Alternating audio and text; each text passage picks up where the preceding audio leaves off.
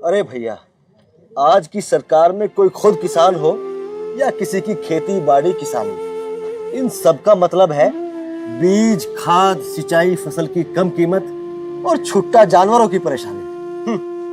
सोचता हूँ काम ही बदल लो। हम अपना काम नहीं, ये किसान विरोधी नाकाम सरकार बदलेंगे। हम किसानों का भला करने वाली सरकार वापस लाएंगे, जो बीज, खाद, बिजली, पानी भी दिलवाती थी और फसल के साथ साथ मजदूरी का सही दाम भी। जिनका काम आज भी है याद, 27 में बनाएंगे उनकी सरकार। अपना भविष्य खुद बनाएंगे, किसी के बहकावे में नहीं आएंगे, सबको समझाएंगे। एकजुट होकर 27 में अपनी सरकार बनाएंगे, मतलब पीडीए सरकार लाएंगे। अपनी सरकार बनाएंगे, अपनी सरकार बनाएंगे।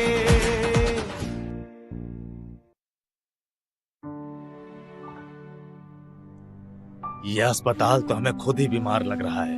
ना डॉक्टर है, ना दवाई, ना सुई, ना जांच है। सुबह से दोपहर हो गई। भैया डॉक्टर कब आएगा? लगता है अब सरकार बदलेगी तभी डॉक्टर आएगा। इस बेकार सरकार का इलाज हमें करना ही होगा। इस बार हम गरीबों की मदद करने वाली सरकार वापस लाएंगे और सबको सेहतमंद बनाएंगे। जिनका काम आज भी है, आप 27 में बनाएंगे उनकी सरकार। अपना भविष्य खुद बनाएंगे, किसी के बहकावे में नहीं आएंगे, सबको समझाएंगे। एकजुट होकर 27 में अपनी सरकार बनाएंगे, मतलब पीडीए सरकार लाएंगे। अपनी सरकार बनाएंगे, अपनी सरकार बनाएंगे। आज क्या खाएं और कल के लिए क्या बचाएं? इस सरकार ने तो महंगाई से कमर तोड़ रखी है। हाँ, बहुत दुख होता है। हम अपने बच्चों की उम्मीदें ही नहीं पूरी कर पाते हैं। भला अपने बच्चों को कैसे समझाएं कि जो दाल रोटी की लड़ाई में लगा हुआ है वो बेचारा भला। अरे लड़ना है तो भविष्य के लिए लड़िए, ये सरकार बदलिए।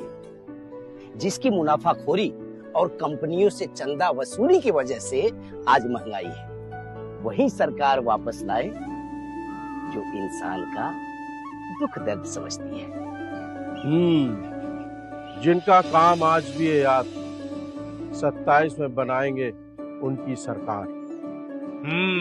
अपना भविष्य खुद बनाएंगे, किसी के बहकावे में नहीं आएंगे, सबको समझाएंगे। एकजुट होकर 27 में अपनी सरकार बनाएंगे, मतलब पीडीए सरकार लाएंगे। और 9 वर्ष के पावन अवसर पर प्रदेश के कोने कोने से आए हुए सम्मानित समाजवादी पार्टी के जाबाज साथियों, अभी पिछले दिनों में निर्वाचन आयोग के माध्यम से जो एसआईआर की प्रक्रिया चालू हुई और उस एसआईआर की प्रक्रिया में पूरे देश को सरकार और चुनाव आयोग ने इतना दहशत में पैदा कर दिया, यहां तक कि पूरे उत्तर प्रदेश में कई वीलों जिनको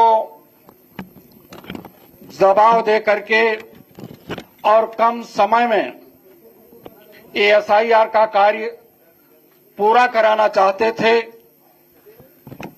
ऐसे बहुत से वीलों काम के दौरान उन्हें दर्द हुआ, पीड़ा हुई, कुछ ने तो आत्महत्या कर ली और कुछ अचानक अटैक के माध्यम से उनकी मृत्यु हो गई। पर सरकार ने किसी भी प्रकार से इन सरकारी वेलों की कोई उनके परिवार को मदद नहीं की। समाजवादी पार्टी के राष्ट्रीय अध्यक्ष माननीय अखिलेश यादव जी ने बेलों की मदद के लिए सरकार से भी कहा और अपनी तरफ से बेलों के पीड़ित परिवार को 2-2 लाख रुपए कि मदद करने का आश्वासन ही नहीं दिया, बल्कि उनको 2-2 लाख रुपए की आर्थिक मदद की है। मैं आज इस कार्यक्रम के माध्यम से माननीय राष्ट्रीय अध्यक्ष जी का स्वागत करते हुए और तमाम अपने जाबाज साथियों का भी स्वागत करता हूं कि जिस तरह से एसआईआर के कार्यक्रम में आप सभी लोग तन्मयता से कार्य किया, उसमें सरकार की नींद हराम हुई और सरकार जबरदस्ती जहां पर वोट कम बने हैं, गलत मैपिंग के माध्यम से अब पुनः रिवीजन करने के लिए वो अपनी वोट जबरदस्ती बढ़वाना चाहती है। इसलिए मैं आप सभी साथियों से निवेदन कर रहा हूं कि जिस तरह से पिछले दिनों में आप लोगों ने कर्मठता से कार्य किया और सरकार को दिखा दिया, एक बात इस बात को 2026 के नए वर्ष में सबक लेकर के जाइएगा कि संविधान को बचाना है, लोकतंत्र के हत्यारों को निपटाना है, तो निश्चित रूप से हम अपनी वोट को मजबूत करें। जो भी व्यक्ति गलत तरीके से डबल जगहों पर, ट्रिपल जगहों पर वोट बढ़ाने का काम करे, उसके खिलाफ तुरंत एफआईआर करवाने का भी काम करिएगा। मैं माननीय राष्ट्रीय अध्यक्ष जी से निवेदन कर रहा हूं कि आज कॉन्फ्रेंस है और कॉन्फ्रेंस के माध्यम से सरकार जिस प्रकार से एसआईआर में धांधली करवा रही है, उसके बारे में माननीय राष्ट्रीय अध्यक्ष जी प्रकाश डालेंगे। और बीएलओ को जो उनके पीड़ित परिवार के लोग आए हैं, मुरादाबाद से, देवरिया से 2 बीएलओ के परिवार आए हैं, मैं उनसे निवेदन कर रहा हूं कि आवे और माननीय राष्ट्रीय अध्यक्ष जी के माध्यम से चेक लेने का काम करें।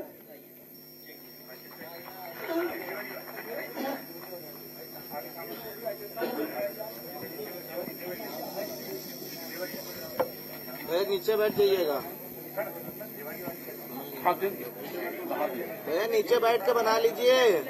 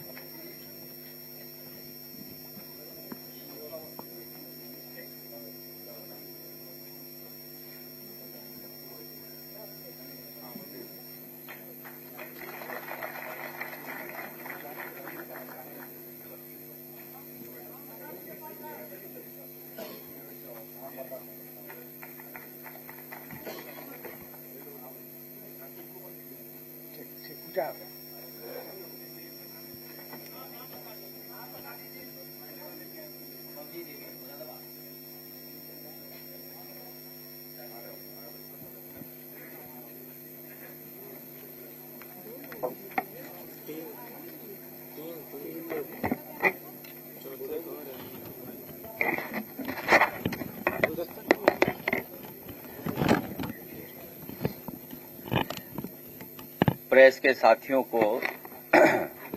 साथियों को बहुत बहुत धन्यवाद मैं देना चाहता हूं।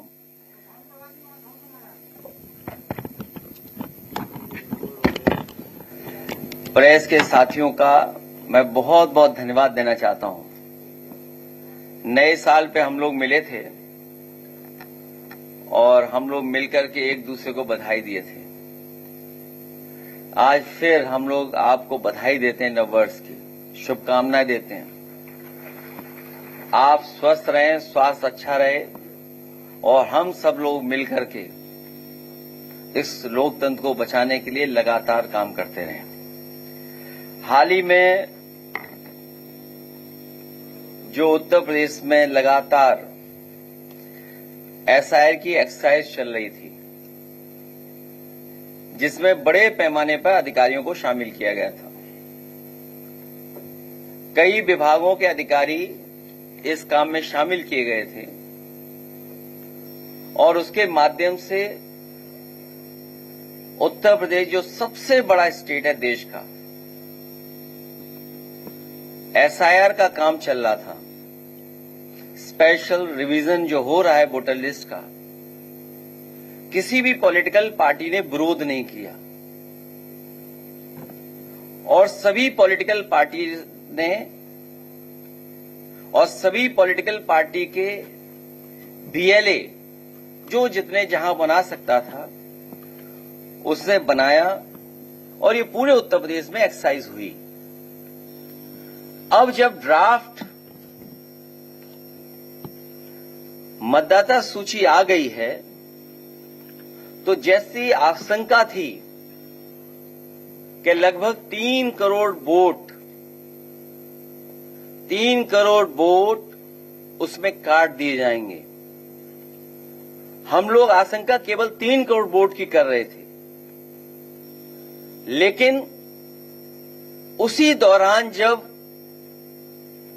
ड्राफ्ट वोटर लिस्ट नहीं आई थी, उस समय देश के इकलौते सबसे बड़े उत्तर प्रदेश के मुख्यमंत्री जी उन्होंने कहा कि लगभग 4 करोड़ वोट उनके कटने जा रहे हैं, जिस समय किसी को जानकारी नहीं थी कि कितने वोट काटे जाएंगे, कितने वोट कटेंगे। उस समय उत्तर प्रदेश के मुख्यमंत्री जी ने अपने नेताओं के, अपने कार्यकर्ताओं और अधिकारियों के बीच में ये कहा कि 4 करोड़ वोट कटने जा रहे हैं, वो भारतीय जनता पार्टी के हैं। उनकी स्पीच आर्काइव में है, सबके पास है, सबने सुनी है। ये बात तो आई, लेकिन उत्तर प्रदेश के कन्नौज के पूर्व सांसद उन्होंने ये कहा कि अभी तो 3 लाख वोट कटे एक जिले में, अभी 2 विधानसभाएं अलग अलग जिले में हैं, उसमें भी हम लोग काटेंगे वोट। अगर बीजेपी के नेता, बीजेपी के पूर्व सांसद, बीजेपी के मुख्यमंत्री ये बात कहें तो ये सवाल उठता है कि इलेक्शन कमीशन, उसकी क्रेडिबिलिटी क्या है? हम लोग किससे माने कि किसका ड्राफ्ट लिस्ट, कौन वोटर लिस्ट ठीक करेगा? और जब इतनी बड़ी एक्सरसाइज हुई हो तो हम उम्मीद करते हैं उत्तर प्रदेश के लोग कि वोटर लिस्ट ठीक होगी।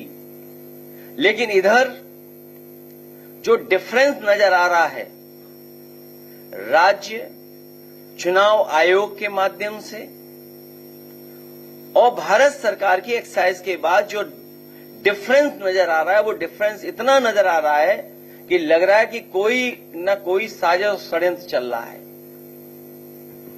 वोट पीडीएस समाज का काटने का और अपना वोट बढ़ाने का।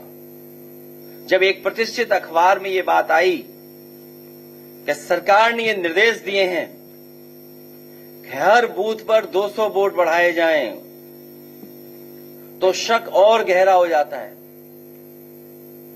क्या कोई कल्पना कर सकता है कि एक दल ये कहे कि वोट बढ़ाया जाएगा 200, और सुनने में आ रहा है अलग अलग जिले में अधिकारी भेजे जा रहे हैं। अगर अधिकारी भेजे जा रहे हैं तो उसकी सूची कहां है? जो अधिकारी भेजे जा रहे हैं इस एक्सरसाइज को और आगे बढ़ाने के लिए, मेरठ बड़ा जिला है, बड़े पैमाने पर वोट कटे हैं, राजधानी लखनऊ में वोट बड़े पैमाने पर कटे हैं। वो गिनती में क्या दोबारा दोहराऊं कि जो गिनती हमने आपने सोचा भी नहीं था कि लाखों लाख वोट एक एक विधानसभा से साफ हो गए। वो कई चरणों में वो कविताएं और कहानियां भी सुनने को मिली, एक कौवे वाली सुनने को मिली। कोई एक समझदार कौवा था, वो सुन लेता था, समझ लेता था। कभी पत्थर से भगाने की बात हुई, लाठी से भगाने की बात हुई, बंदूक से भगाने की बात हुई, वो समझ जाता था, वो पकड़ा नहीं जा रहा था, वो चोट नहीं खा पा रहा था। लेकिन जब उसे बताया गया कि मैं लाठी मांगू और तुम 12 बोर बंदूक ले आना, वो कहानी हमने आपने सबने सुनी है। तो जो सोचिए, हम इलेक्शन कमीशन पे भरोसा करते हैं, आयोग पर भरोसा कर रहे हैं, और आयोग पे पहली बार सवाल नहीं खड़ा हुआ है। याद कीजिए बाई इलेक्शन जब हुआ था, यहां रामपुर के लोग होंगे और रामपुर के आसपास के जिले के लोग हैं, हम लोगों ने वो वीडियोस डाले, वो तस्वीरें डाली जिसमें पुलिस वोटर्स को रोक रही थी। किसी पुलिस के अधिकारी पर कार्रवाई नहीं हुई। उसके बाद जो बाई इलेक्शन में हुआ है, शायद दुनिया ने देखा होगा, और मैंने आपके माध्यम से ये अपील की थी कि दुनिया के जितने भी हमारे लोग हैं जो ये समझते हैं कि लोकतंत्र में जो मतदान होता है, जो मतदाता आता है, कितना सुरक्षित है, कितना सुरक्षा के साथ आता है, कि दुनिया देखे कि कैसे वोट पड़ता है यूपी में। उसके लिए आपसे भी अपील की थी और अंतर्राष्ट्रीय प्रेस से भी अपील की थी। बाई इलेक्शन कैसे हुआ था हमने सबने देखा है। कुंदरकी में पूरा प्राइवेट ड्रेस में अधिकारियों ने मिलकर के वोट डाल लिया, मीरापुर में वोट डाल लिया, कटहरी में वोट डाल लिया। अयोध्या क्योंकि हारे थे, इसलिए अपनी हार को छिपाने के लिए हराना था समाजवादी पार्टी को। तो बाई इलेक्शन हम लोगों ने देखा जहां पर कई बार प्रश्न लगे थे चुनाव आयोग पर। इसलिए हमें उम्मीद है इस बार कि जब इतनी बड़ी एक्सरसाइज हो रही है एसआईआर की, तो जो जेन्युइन वोटर है उसका वोट बनना चाहिए। और हमारा तो सुझाव यह है कि कोर्ट में तो चल रहा ही है मामला, लेकिन उत्तर प्रदेश में कम से कम आयोग ये डिफरेंस देखते हुए ये फैसला ले कि आधार से जोड़ दिया जाए वोटर, क्योंकि ये जो डिफरेंस नजर आ रहा है गांव शहर का और पूरी वोटर लिस्ट का, बहुत ज्यादा डिफरेंस नजर आ रहा है। मैं तो कहूंगा कि ग्राफ वो स्क्रीन पे लाए जाएं जो ग्राफ्स हैं। ऐसा है, ड्राफ्ट के अनुसार पात्र मतदाता 12 करोड़ 56 लाख, सबके पास आंकड़े हैं।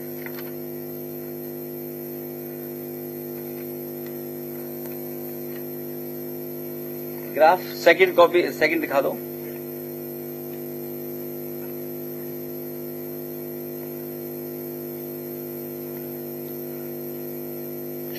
ये भी आंकड़ा सही है, श्रीवास्तव जी देखते रहे आंकड़ा, ये आंकड़ा ठीक है एकदम। वही चुनाव की नई पंचायत एसआई ड्राफ्ट के अनुसार उत्तर प्रदेश में केवल ग्रामीण मतदाता 12 करोड़ 70 लाख के करीब है। ये आंकड़े ठीक है एकदम। चुनाव आयोग ने बताया कि एसआईआर में करीब 40 लाख लोगों के नाम जोड़े गए हैं। ठीक है, नेक्स्ट।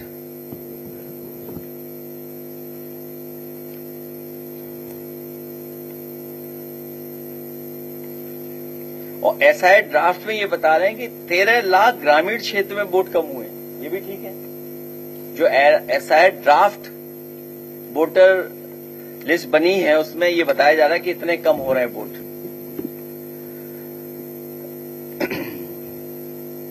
तो महत्वपूर्ण सवाल ये बनता है कि जब पंचायत और विधानसभा में एसआईआर और वोटर लिस्ट समान बीएलओ तैयार कर रहे हैं, तो कैसे विधानसभा के लिए पूरे प्रदेश के मतदाताओं की संख्या 12.56 करोड़ है, जबकि पंचायत चुनाव के लिए केवल ग्रामीण मतदाताओं की संख्या 12 करोड़ 69 करोड़ है, लगभग 12.69। तो डिफरेंस कैसे नजर आ रहा है जब एक ही बीएलओ दोनों काम कर रहा है? राज्य निर्वाचन आयोग और नेशनल के आयोग के माध्यम से जो डिफरेंस नजर आ रहा है वो इतना नजर आ रहा है जब एक ही बीएलओ दोनों की काउंटिंग कर रहा है। दूसरा सवाल, बीएलओ द्वारा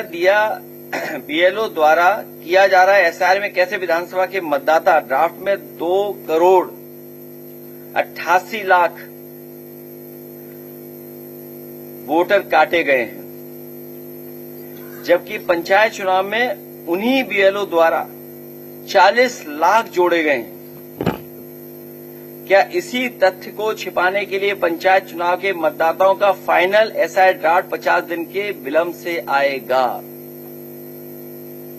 जब एक ही बीएलओ ने दोनों तैयार की है वोटर लिस्ट, तो आखिरकार स्टेट का जो डेटा है वो क्यों नहीं आ रहा है? वो लेट क्यों दे रहे हैं ये लोग?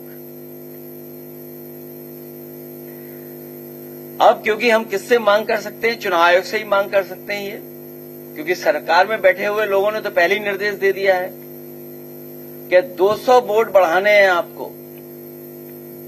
इसलिए हम लोगों ने तैयारी कर ली है, एक प्रारूप भी तैयार कर लिया एफआईआर का। अपने कार्यकर्ताओं को हम लोग प्रारूप दे देंगे, कहीं उन्हें फर्जी बोर्ड बनता हुआ नजर आए या जानकारी मिले, बस उन्हें नाम डालना है, बाकी प्रारूप पूरा बना है उनके लिए। उन्हें ज्यादा मेहनत नहीं करनी पड़ेगी, केवल नाम डालना पड़ेगा, उन्हें डिटेल देने पड़ेंगे। इसलिए प्रारूप तैयार कर करके एफआईआर का कैसा होगा वो हम लोग तैयार कर करके दे देंगे उन्हें। चुनाव आयोग बताएगी दोनों में कौन सा एसआईआर सही है, क्योंकि दोनों आंकड़े एक साथ सही नहीं हो सकते हैं। इसलिए वो दिखाइए नेक्स्ट ग्राफ, नेक्स्ट लास्ट वाला ग्राफ। इससे हाँ ये ठीक है, इसके बाद वाला भी ग्राफ दिखा दीजिए। अब बताइए 17 करोड़ हो गया। ये भी सही है आंकड़ा, गलत आंकड़ा तो नहीं है? हाँ हाँ, ये आपके पास भी होगा आंकड़ा, प्रेस के पास भी होगा। हमें उम्मीद है प्रेस के लोग जरूर सवाल करेंगे ये सरकार से कि आखिरकार ये वोट इतना कैसे बढ़ गया। हमें उम्मीद है कि चुनाव आयोग इन सभी सवालों का जवाब देगा।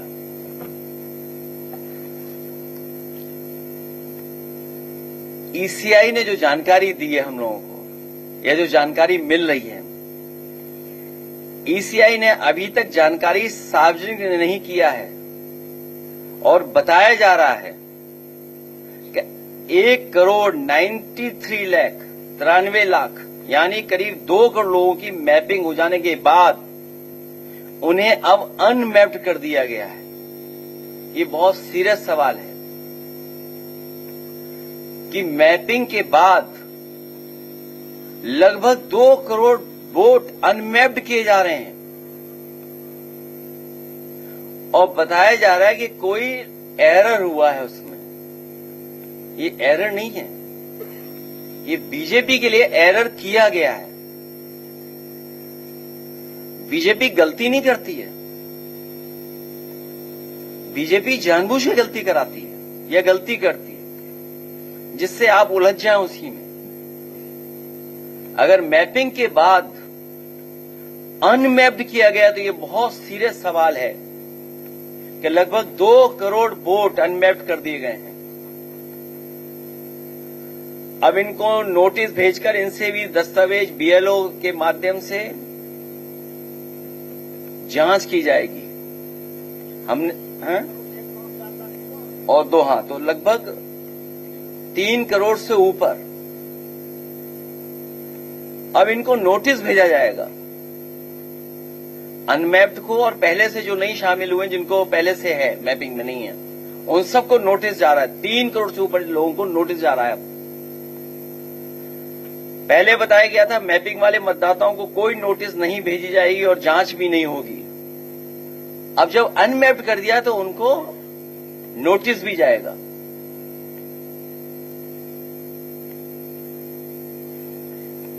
ये ऐप किसका है आखिरकार?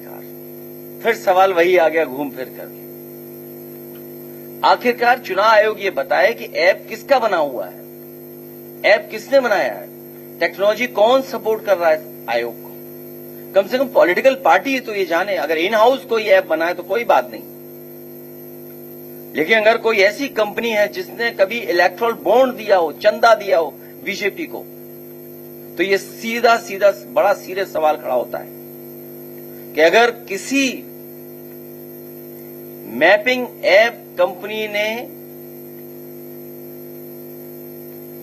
इलेक्ट्रल बॉन्ड के माध्यम से चंदा दिया हो बीजेपी को और वही मैपिंग कर रही हो, वही डेटा का मैनेजमेंट कर रहे हो। सुनने में यहां तक आ रहा है कि इलेक्शन कमीशन ने डिस्ट्रिक्ट लेवल पर जो अपने हैंडल्स बनाए हैं वो भी आउटसोर्स किए हुए हैं, वो भी किसी को आउटसोर्स किए गए हैं। इसका मतलब सीधा सीधा यह है कि लाखों वोट उनको डिलीट कर करके और विपक्ष को इसी में उलझा के रखना है, क्योंकि अब मुद्दों से ये नहीं जीत सकते हैं। तो ये वोटर लिस्ट से हेराफेरी कर करके और प्रशासन के माध्यम से अभी से तैयारी हो रही है उत्तर प्रदेश की कि उत्तर प्रदेश के चुनाव को प्रभावित किया जाए। और सुनने में आ रहा है कि जो बीजेपी के आइडियोलॉजी से मैप करते हैं अपने आप को, जिनकी मैपिंग की गई है, कुछ अधिकारियों की मैपिंग की है कि अगर आइडियोलॉजिकली उनके साथ मैपिंग है तो उन्हीं को हियरिंग के ड्यूटी पर लगाया गया जो डिस्ट्रिक्टों में भेजे जा रहे हैं। इसलिए जो पहले मांग की हम लोगों ने कि वो अधिकारी जो हियरिंग करने जा रहे हैं, जिनकी बीजेपी ऐप से मैपिंग की है, आइडियोलॉजिकल मैपिंग की है, आखिरकार वो अधिकारी कौन है। और हमने देखा है समय समय पर कि जब चुनाव होता है तो किन की पोस्टिंग की जाती है, किन को हटाया जाता है, जाति के आधार पर, धर्म के आधार पर भारतीय जनता पार्टी फैसला लेती है। इसलिए बीजेपी के ऐप से मैपिंग करके आइडियोलॉजिकली उनसे मैप कर रहा है जो अधिकारी, उसको निरीक्षण के लिए भेजा रहा है। और फिर दबाव में हम न केवल हमारे वोट डिलीट किए जाएंगे, बल्कि बीजेपी के लोगों की तैयारी है कि पहले जो उन्होंने डबल ट्रिपल वोट बना रखे थे वो वोट दोबारा जोड़े जाएं, ऐसे अधिकारियों को भेजा जा रहा है।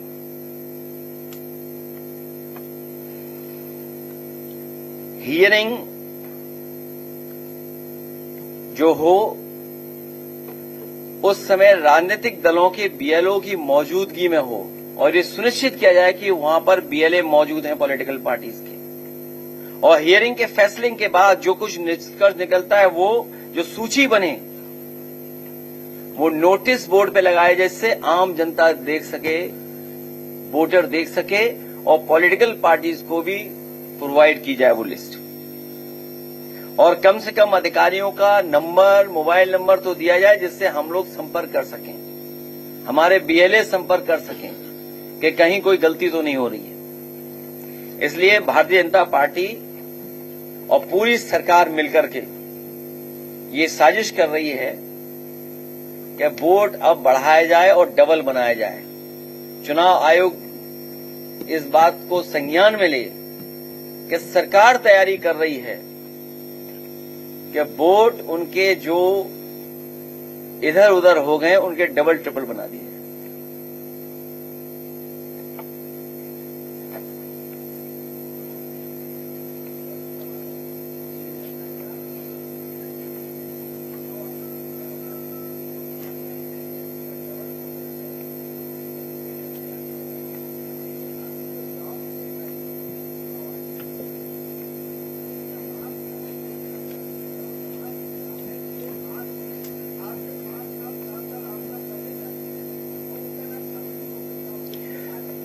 बहुत सारी कमियां बहुत सारी जगह पर अखबारों के माध्यम से और हमारे कार्यकर्ता बता रहे हैं कि अभी भी वोटर लिस्ट में गलतियां हो रही हैं। इसीलिए हमारी मांग है कि वोटर लिस्ट को अगर आधार से जोड़ी जाए, क्योंकि आधार में सब आंकड़े हैं, आपकी रेटिना का इमेज है, बायोमेट्रिक है, शायद ये दो चीजें कोई डबल नहीं बना सकता है। इसलिए आपके माध्यम से हमारी अपील है, फिर मैं वही बात कहता हूं कि आधार ऐसा बनाया जाए जो दोबारा कोई न बना ले। सुनने में आया कि भारतीय जनता पार्टी के पास बूथ स्तर पे वो मशीनें हैं जिससे वो आधार नकली बना लेते हैं।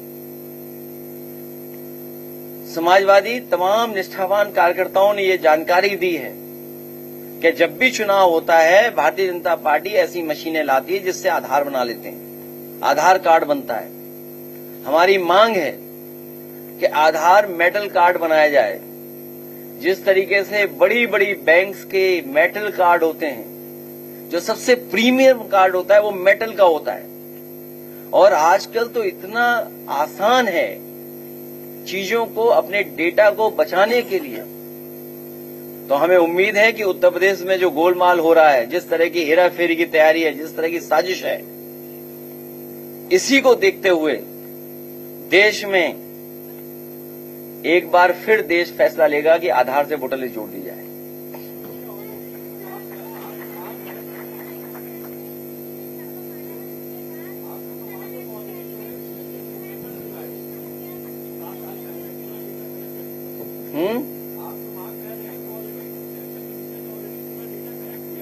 ये जो डेटा का नया दौर है, ये नया समय है जहां डेटा बहुत इंपॉर्टेंट हो गया है।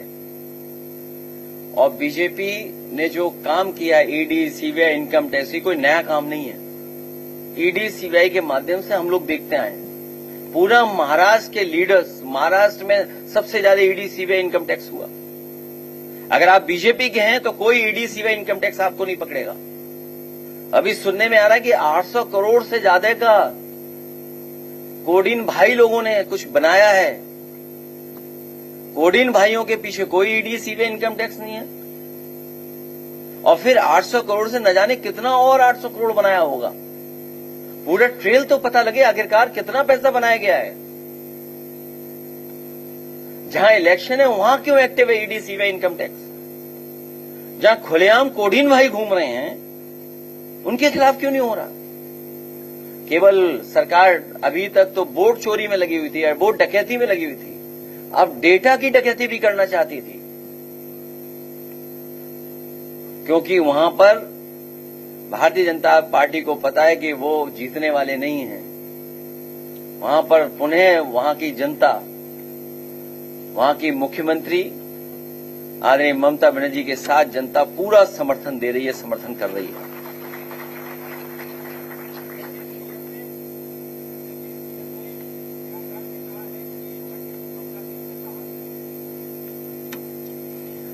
ये घिसा पिटा डायलॉग है उनका।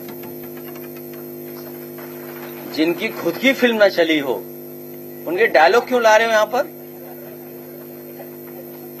और मैंने तुम्हें कितनी बार समझाया कि अगर उनके सच्चे डायलॉग होते तो फिल्म ज्यादा चलती। और कभी सच्चा डायलॉग सुनना हो तो एएनआई का सुन लेना, आर्काइव वाला।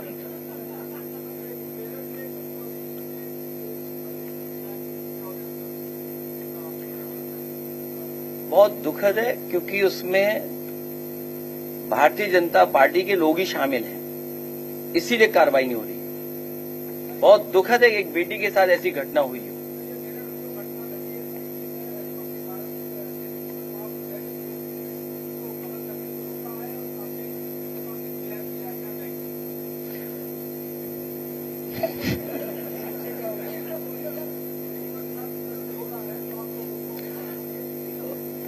उत्तर प्रदेश में सबसे ज्यादा अनसेफ हैं बेटियां और महिलाएं, और ये आंकड़े बताते हैं। हम कैसे साबित करते हैं कि हमारा लॉ एंड ऑर्डर बेहतर है? टीवी चैनल से थोड़ी करते हैं हम लोग। टीवी चैनल तो कई बार अपने बजट के हिसाब से बोलते हैं, लेकिन आंकड़े तो झूठे नहीं हो सकते। लॉ एंड ऑर्डर कैसा है वो आंकड़े बताते हैं। आज सबसे ज्यादा अनसेफ महिलाओं के लिए, बेटियों के लिए कोई है, और सबसे ज्यादा घटनाएं अगर कहीं हो रही हैं तो वो उत्तर प्रदेश में हो रही हैं। और न केवल आपके चैनल को साथ हो रहा ये व्यवहार, आपने तो खुद फेस किया है कई बार। और अभी हमारी पार्टी के नेता आदरणीय रामजय सुमन जी जा रहे थे, उन्हें भी नहीं जाने दे रहे। आखिर सरकार क्या छिपाना चाहती है? आपको याद होगा हाथरस में बेटी के साथ क्या हुआ था। उसके परिवार की कहीं कोई सम्मान नहीं मिला उस परिवार को।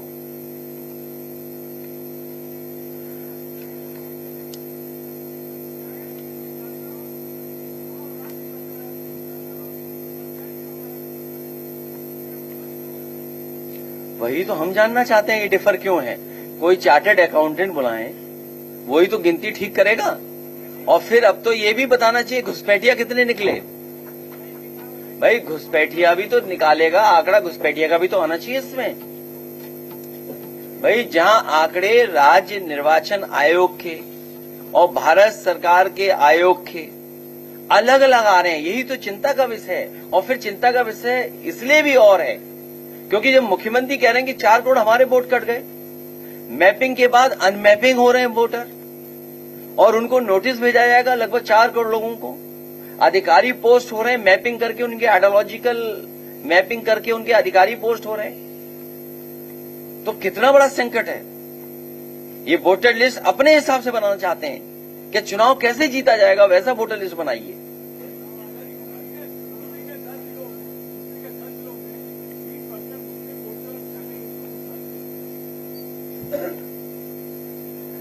हमारी पार्टी लगातार प्रयास कर रही है किसी का वोट ना कटे,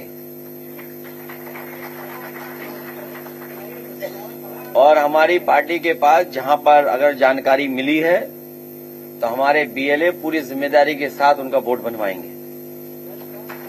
और नोबेल प्राइज विनर जिनको नोबेल का सम्मान मिला, बताओ उनकी नागरिकता पूछी जा रही, वो आपको चिंता का विषय नहीं लगता? इसीलिए याद कीजिए, पहले दिन से समाजवादी पार्टी ने कहा ये एसआईआर नहीं है, एसआईआर के बहाने एनआरसी करने जा रहे हैं। जो काम होम डिपार्टमेंट का था, होम डिपार्टमेंट ने वो काम चुनाव आयोग से करवाया है, क्योंकि सुनने में आ रहा है जो चुनाव आयोग के सबसे बड़े अधिकारी हैं वो पहले होम डिपार्टमेंट में ही काम करते थे। तो सोचिए आप, जो काम होम डिपार्टमेंट को करना था वही काम भारतीय जनता पार्टी ने चुनाव आयोग से करवाया। ये तो बाद में हम लोग किसी ने जानकारी दी, किसी पत्रकार साथी ने, कि जो सबसे बड़े अधिकारी हैं ये भी होम डिपार्टमेंट में थे।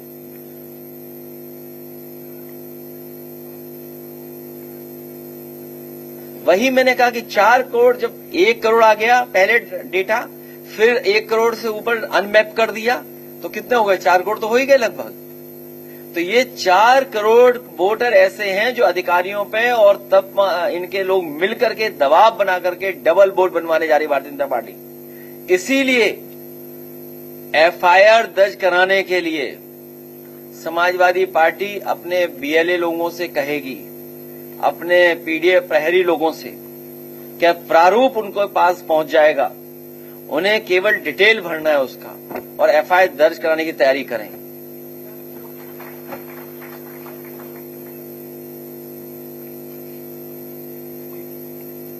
किसने बताया आपको? एक ट्वीट में उनकी जान निकल जाती है भारतीय जनता पार्टी की।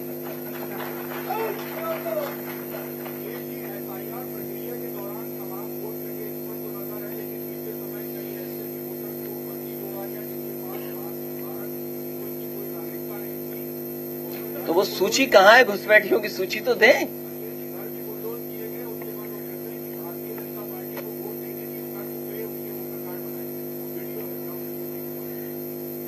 ये लखनऊ की बात कर रहे होंगे आप? हाँ, कहाँ की? अच्छा, हमारे पत्रकार साथी को ये भी जानकारी होगी, और सच बताना आप भी, जिस प्लॉट पर उन्हें रोका गया था या जहां पर वो रह रहे थे लोग, वो आसाम के थे शायद, सब आसाम के निकले। और किराया कौन वसूल रहा था? सुनने में आया बीजेपी के लोग किराया ले रहे थे। जो रोके हुए थे वो बीजेपी के लोग थे, किराया ले रहे थे। ये हमारा ग्राउंड रिपोर्ट बता ही नहीं रहा।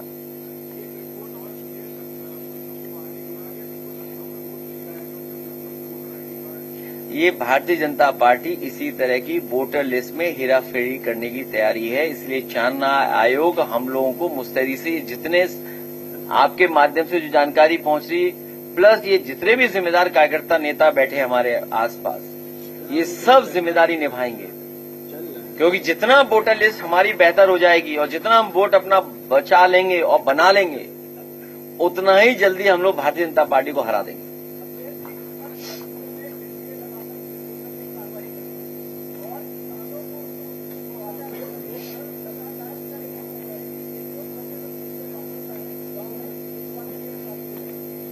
तो 600 तो ग्रामीण में मान लीजिए, फिर मनरेगा क्या होगा? जो विकसित भारत जी राम जी स्कीम आई है, ये इसलिए कर रहे हैं कि बजट कम आ रहा है ऊपर से, तो जितनी अर्बन ग्राम सभाएं हो जाएंगी उतना बजट कम मांगना पड़ेगा। और प्लस जानबूझ करके ये कर रहे हैं, दबाव बनाए जो मुआवजा न देना पड़े। समाजवादी सरकार बनेगी तो सर्किल रेट बढ़ा करके ही किसानों को मुआवजा दिया जाएगा। ये हमारी पॉलिसी रही है, उसी पॉलिसी पे हम लोग काम करेंगे। मार्केट वैल्यू जब दी जाती है तो कोई किसान जल्दी आंदोलन नहीं करता है। जब आप मार्केट वैल्यू से नीचे लेना चाहते हैं जमीन, कब्जा करना चाहते हैं और सरकार अपना बुलडोजर लेकर के चलना चाहती है, मैं अपने पत्रकार साथी से कहना चाहता हूं बीजेपी के ज्यादा हैं इलीगल चीजें। वोटर लिस्ट पे पूछें, इधर उधर मत भागो। नहीं, वोटर लिस्ट पे पूछे तो जवाब देंगे, वरना अपना सवाल अपने पास रख लेना।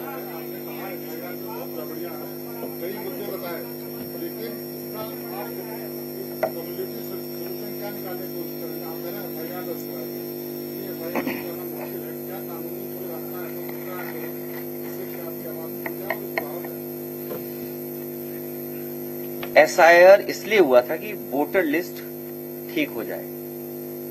बहुत सिंपल सॉल्यूशन कि वोटर लिस्ट ठीक हो जाए। लेकिन धीरे धीरे जानकारी मिल रही है कि एसआईआर के अंदर जितनी भी इंस्टीट्यूशन शामिल हैं वो सब बीजेपी के लिए काम कर रहे हैं। हमें आपको यही नहीं पता कि मैपिंग ऐप किसका है, कौन टेक्नोलॉजी का सपोर्ट कर रहा है। आखिरकार पॉलिटिकल पार्टी के लोग हैं हम लोग, जानकारी होनी चाहिए हम लोगों को। और जो सवाल आपका है, पूरे देश में भारतीय जनता पार्टी ने एसआईआर के माध्यम से पॉलिटिकल पार्टीज को परेशान किया, लेकिन यूपी आते आते एसआईआर के माध्यम से बीजेपी खुद परेशान हो गई। तो परेशान क्यों है बीजेपी? इसलिए परेशान है क्योंकि हमारे बीएलए और हमारी पार्टी के बहुत जिम्मेदार लोगों ने बहुत जिम्मेदारी से काम किया है। आगे भी हम लोग जिम्मेदारी से काम करेंगे। इसीलिए प्रारूप पहली प्राथमिकता पे हम लोगों ने ये तैयारी की है कि अगर कहीं डबल बोर्ड बनता है या कोई फर्जी बोर्ड बनाते हैं तो उस पर एफआईआर भी होगी और हम लोग आपके माध्यम से लगातार रहेंगे। और अगर हम लोगों को कोर्ट जाना पड़ेगा, आखिरी जगह पर दरवाजा वहीं पर खटखटाना पड़ेगा, तो वहां पर भी हम लोग जाएंगे।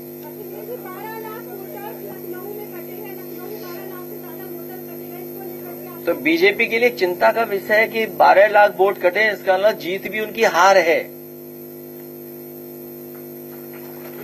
इसका मतलब रविदास जी हमारे जीत गए होते अगर ये काम हम लोगों ने पहले किया तो होता।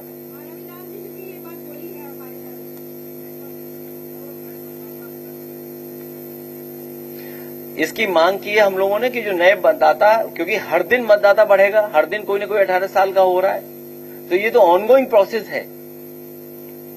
तो ये सूची मिलेगी, उस पर हम लोग काम करेंगे।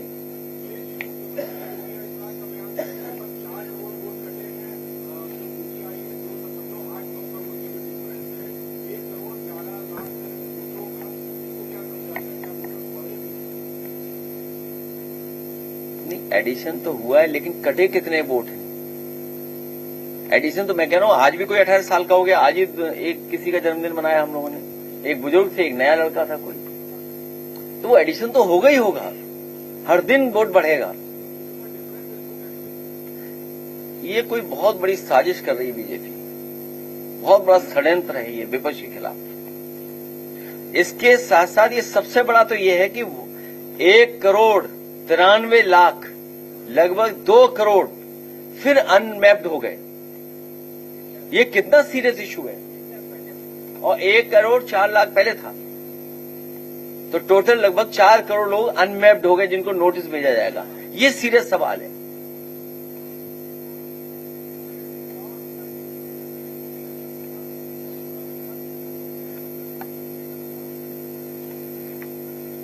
तो नोबेल प्राइज जिनको मिला वो कैसे नागरिकता चेक हो रही उनकी? वो कैसे नागरिकता चेक हो रही? फिर चुनाव की जिम्मेदारी थोड़ी है। नागरिकता चुनाव आयोग नहीं देख सकता, इतना तो आपको भी पता होगा। क्या बनाने के लिए? तो वो सूची तो दें आखिरकार। सूची कितने घुसपैठिया निकले उसमें?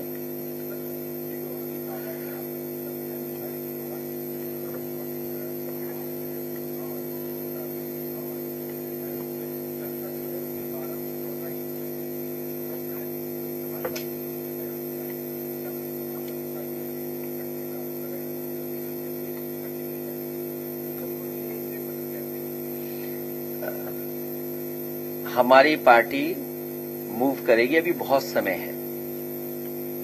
हम बहुत सी चीजें क्यों डिस्क्लोज करें अभी? पहले हम ये जान लें कि आखिरकार ये क्या कर रहे हैं सरकार के लोग।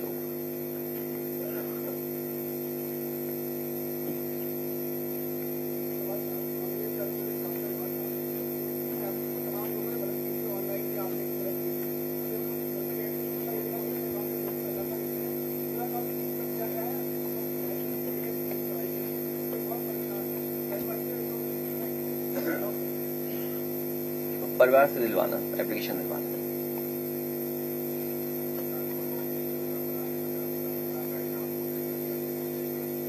कानपुर के 2 नेता बैठे हमारे, 3 के कई बैठे हैं।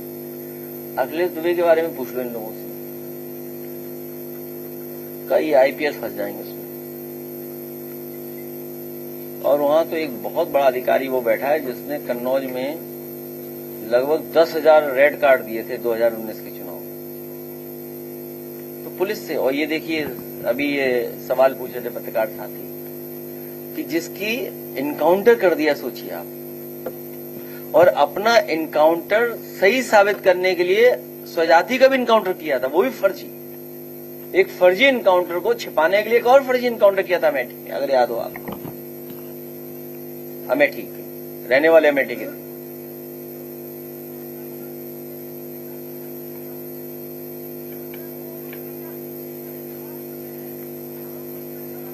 तो इसका मतलब जो लोग धार्मिक रूप वहां लिए बैठे हैं वो क्या माने उनको। अगर भाई ये सवाल आया है तो धर्म के जो एकदम पहनावे में हैं, ये बात तो उन्हें सोचनी चाहिए। तुम क्या उनके समर्थक हो क्या? कौन है, कौन पूछ रहा है? टिकट देने की बात हम लोग बाद में करेंगे, अभी बहुत समय है। नहीं, टिकट आप लोग मत बांटो।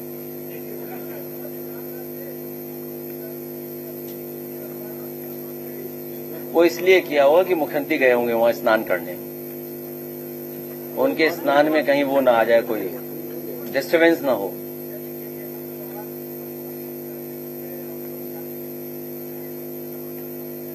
तो वीसी को अच्छा रखना चाहिए, इंस्टीट्यूशन को ठीक रखना चाहिए। एक ही विचारधारा के लोग लड़ रहे हैं तो उसमें क्या हमें फर्क पड़ रहा है? और केजीएमयू में अच्छा हो, इलाज अच्छा हो, अस्पतालों में इलाज हो। कल मैं पीजीआई, परसों पीजीआई गया था, पीजीआई की भी हालत देखने लायक है। इंस्टीट्यूशंस खत्म कर दिए सब, इलाज कहाँ मिल रहा है किसी को? गरीब को इलाज प्राइवेट में जाना पड़ रहा है। और अभी कुछ पढ़ रहा था मैं अखबार में, न्यूज थी कि पोस्टमार्टम किसी का होना था, ले किसी को गए थे। बताइए, हद कर दी। क्या है ये मेडिकल? क्या हो रहा है ये? कोई है इलाज विलाज देखने वाला?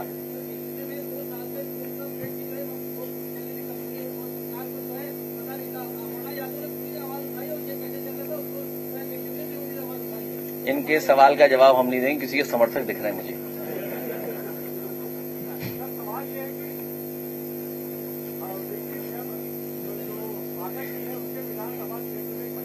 आज ड्रेस अच्छी लग रही है आपकी, कहाँ से बनवाई है ड्रेस?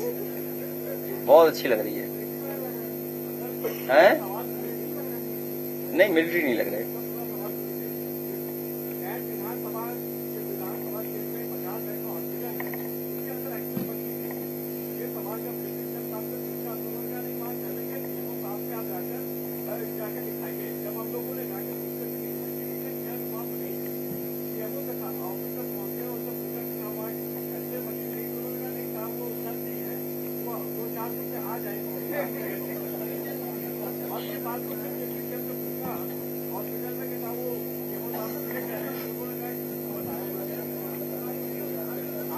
खांसी तो नहीं है आपको?